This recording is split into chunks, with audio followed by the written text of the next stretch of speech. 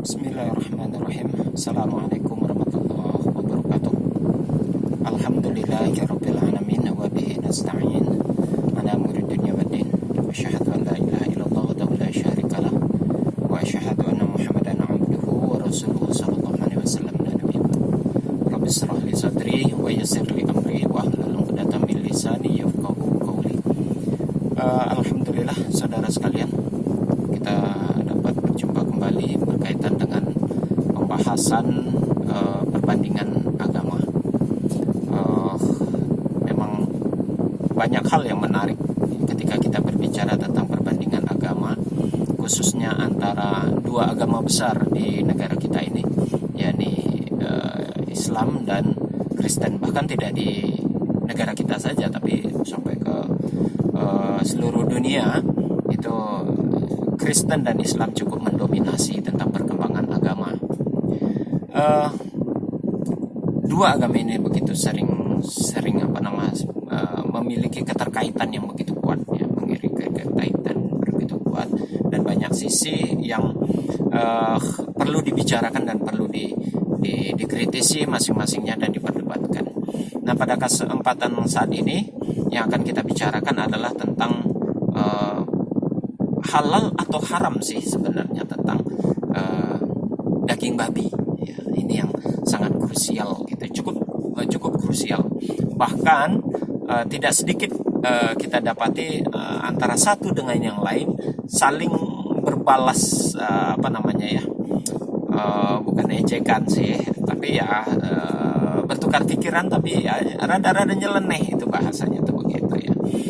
Berkaitan dengan pengharaman daging babi ini, kalau di dalam Islam itu sudah final, sudah finish, tidak ada keraguan lagi, tidak ada perdebatan lagi, bahwasanya di dalam Al-Quran dinyatakan dengan jelas dan tegas haram hukumnya memakan daging babi. Itu sudah jelas, finish dan final, tidak ada lagi perdebatan untuk itu di dalam ajaran Islam. Adapun pernyataan tersebut tentang pengharaman daging babi, kalau di dalam Islam itu tertuang di dalam Al-Quran. Kita ambil dua ayat saja, berkaitan dengan di dalam surat Al-Baqarah ayat 173, bunyinya innama haramu alaikumul maitata waddama wa lahmal khinzir wa ma uhilla bihi li ghairillah. Kata Allah di dalam ayat ini, sesungguhnya Allah hanya mengharamkan bagimu bangkai, ya, darah, daging babi, walahmul khinzir, ya, khinzir dan daging babi, dan binatang-binatang yang disembelih atas nama atau disebutan selain daripada nama Allah. Kemudian juga terdapat di dalam surat An-Nisa ayat 3, bunyinya hurimat alaikumul maitatu waddamu walahmul khinzir wa ma uhilla li ghairillahi bih. Diharamkan bagimu memakan bangkai, darah, daging babi, kemudian daging hewan yang disembelih atas nama selain daripada Allah Subhanahu wa taala. Kesimpulannya saudara sekalian, bahwasanya di dalam Islam hukum haramnya daging babi itu sebetulnya sudah final. Tidak ada lagi perdebatan, seperti saya katakan tadi. Sudah finish, sudah bulat, sudah sepakat. Para ulama sudah sepakat tentang pengharaman memakan daging babi. Lalu bagaimana dengan kitab sebelah atau agama sebelah, agama saudara-saudara kita yang Kristen? Nah, ini yang sering menjadi perdebatan antara Islam dengan Kristen. Kalau kita lihat dari konteks ayat, ada dua surat yang begitu jelas dan tegas menegaskan di dalam di dalam Alkitab itu. Pertama, di dalam Perjanjian Lama itu ada dalam surat Ulangan pasal 14 ayat 8. Bunyi ayatnya begini. Juga babi hutan, karena memang berkuku belah, tetapi tidak memamah biak, itu haram bagimu. Kemudian ada di dalam Imamat pasal 11 ayat 7 sampai dengan 8. Di ayat yang ketujuhnya bunyinya begini. Demikian juga babi hutan, karena memang berkuku belah, yaitu kukunya bersela panjang, tetapi tidak memamah biak. Haram itu bagimu. Di ayat ke-8-nya, daging binatang-binatang itu janganlah kamu makan, dan bangkainya janganlah kamu sentuh. Haram semua itu bagimu. Saudara sekalian, dari dua ayat ini, ya kalau tadi di Al-Quran juga ada dua ayat, kita ambil dalam Alkitab juga ada dua ayat. Begitu jelas dan tegas tentang pengharaman daging babi untuk dimakan sesuai atau seirama dengan apa yang dinyatakan di dalam Al-Quran. Ya, meski, nah ini yang menjadi titik perdebatannya itu ada di sini salah satunya jemaah atau saudara yang berbahagia, yaitu berkaitan kata-kata babi hutan. Saudara kalau lihat Injil yang di bawah tahun 90-an, ya, 1990-an di bawah itu, tidak ada kata-kata hutan itu ada di sana di dalam ayat itu, khususnya surat Imamat itu. Tidak ada kata-kata hutan. Yang berbunyi cukup dengan kata-kata demikian juga babi, karena memang berkuku belah, yang kukunya berselah panjang, tetapi tidak memamah biak, haram bagimu. Bunyinya begitu aslinya. Ironinya setelah tahun 90-an ke atas, ya, tahun 90-an ke atas itu berubah drastis, bukan drastis nih, tidak banyak berubahnya. Ada terselip penambahan kata-kata hutan, dan itu ternyata melahirkan hukum di agama sebelah, di agama saudara-saudara kita melahirkan hukum yang berbeda jadinya dari konteks ayat aslinya. Dengan adanya penambahan kata-kata hutan, maka yang keluar hukumnya adalah yang diharamkan itu adalah babi yang di hutan sana. Sementara babi yang di ternak itu tidak lagi hukumnya haram. Itu asumsi yang dikeluarkan berdasarkan penambahan kata-kata hutan itu. Sangat ironi, saudara, sangat ironi. Padahal babi itu maupun yang di hutan maupun yang di ternak itu sama saja. Semua babi sumber awalnya adalah dari hutan, nggak ada dari tengah kota, nggak ada, ya. Tapi pasti tetap dari hutan. Sangat ironis sekali gitu loh, sangat ironis sekali. Bahwasanya begitu mudah ingin merubah, ingin memaksakan karena ingin memakan daging babi, lalu ditambah dengan kata-kata hutan, sehingga seolah-olah menjadi halal yang diternak itu. Padahal tidak demikian adanya, kata-kata itu sudah ditambahkan. Ya, silakan nanti dilihat Injil-Injil yang di bawah tahun 90 itu nggak ada kata-kata hutan, itu nggak ada. Ketentuannya kata-katanya ada juga babi karena memang berkuku belah tetapi tidak memamah biak, itu haram bagimu. Nah, itu satu, itu pertama. Ini menjadi perdebatan. Kalau seandainya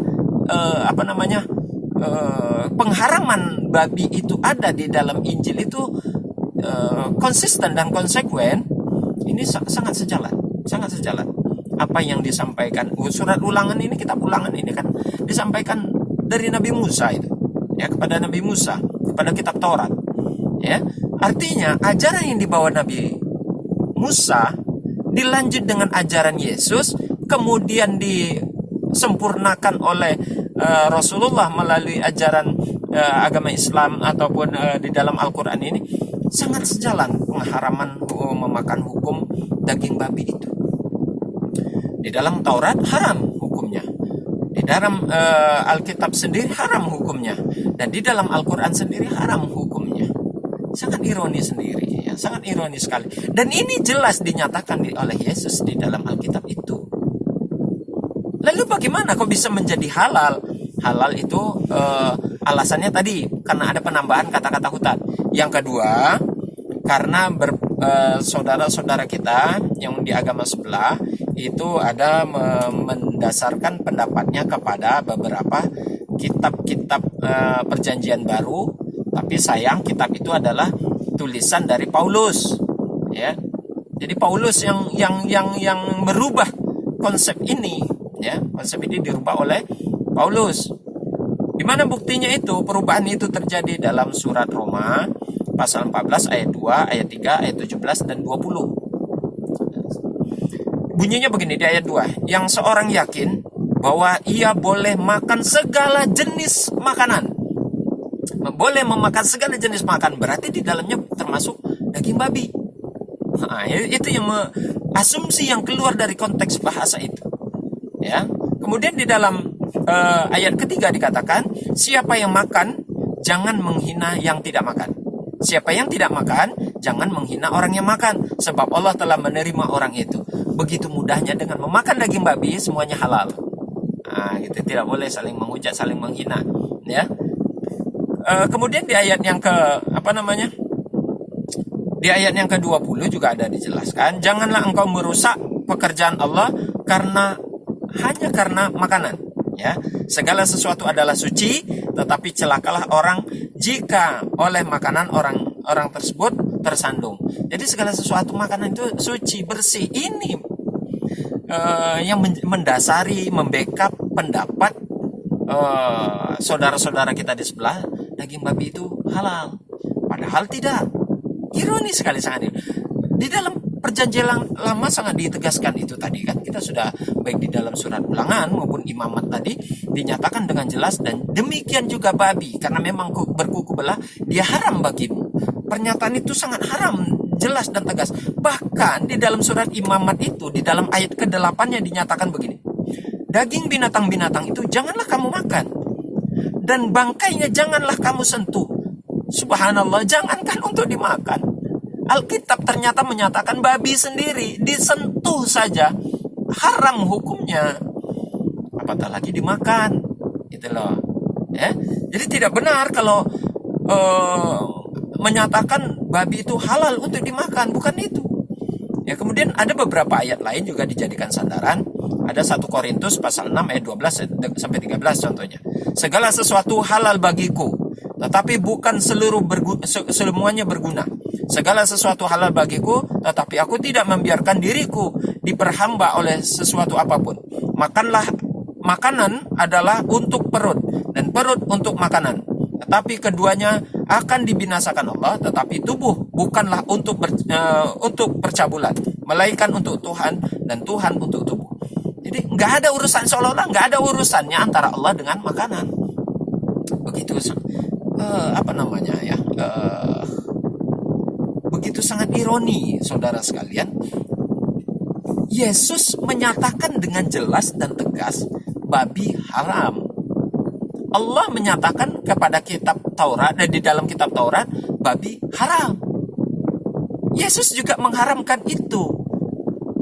Dan ironi ketika Paulus menyampaikan suratnya ya kepada para jamaatnya di jamaat Korintus dan juga di Roma, dengan mudah dia menyatakan bahwasanya segala makanan itu adalah halal, ya, segala yang dimakan itu halal gitu.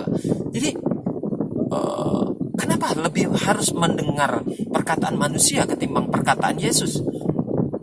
Kalau memang Yesus saudara yakini sebagai Tuhan, kita tidak membantah itu. Oke, kita anggap saja.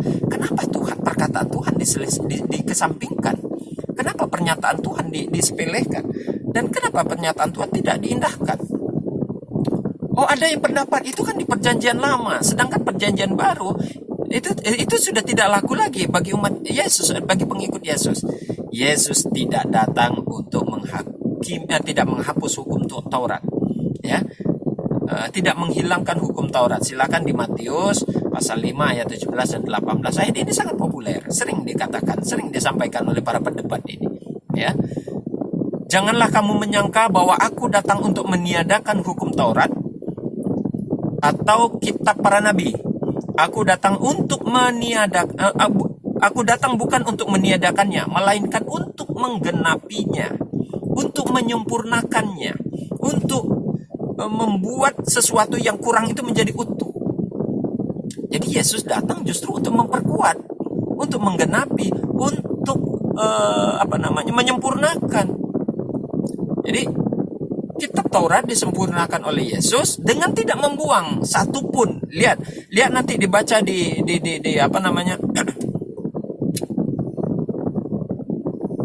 di Lukas pasal 16 ayat 17. Lebih mudah langit dan bumi lenyap daripada satu titik dari hukum Taurat itu dibatalkan.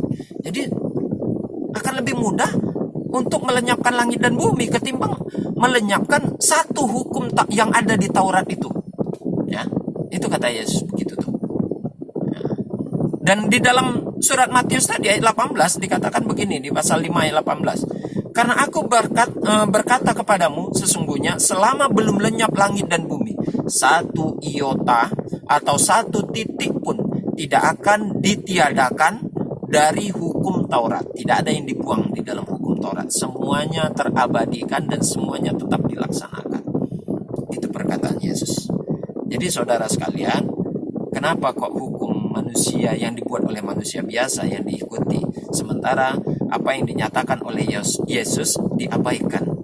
Matius pasal 15 ayat 8, ayat 9 dan 14 memberikan teguran begini. Bangsa ini memuliakan aku dengan bibirnya saja, padahal hatinya jauh daripadaku. Percuma mereka beribadah kepadaku, sedangkan ajaran yang mereka ajarkan, yang mereka laksanakan ialah perintah dari manusia. Ya, biarkanlah mereka orang buta yang menuntun orang buta. Jika orang buta menuntun orang buta, pasti keduanya jatuh ke dalam lubang. Artinya kesesatan. Ya, jadi sungguh sangat ironi. Ya, sangat ironi dalam arti ya, Yesus sendiri memerintahkan lain, yang dilaksanakan lain karena mengikuti perkataan manusia biasa. Dalam Matius pasal 15 ayat 3 juga Yesus mengatakan begini. Tetapi jawab Yesus kepada mereka, mengapa kamu pun melanggar perintah Allah demi adat atau kebiasaan, ya, adat istiadat nenek moyangmu. Ya. Teguran dari Yesus itu. Teguran. Kenapa diabaikan hukum-hukum Tuhan? Kenapa disingkirkan hukum-hukum Tuhan? Jadi yang menghalalkan daging babi adalah Paulus, bukan Yesus. Kalau Yesus dengan jelas dan tegas menyatakan haram hukumnya memakan daging babi. Seirama dengan ayat yang dinyatakan di dalam Al-Quran, baik di dalam surat Al-Baqarah ayat 173 tadi, atau surat Al-Maidah ayat 3 tadi. Bahwasanya diharamkan bagi manusia memakan daging babi. Jadi yang menghalalkan bukan Yesus, tetapi Paulus. Demikian saudara sekalian, semoga bermanfaat. Kita tutup dengan kafaratul majelis. Subhanakallahumma wa bihamdik, asyhadu an la ilaha illa anta, astaghfiruka wa atubu ilaik. Assalamualaikum warahmatullahi wabarakatuh.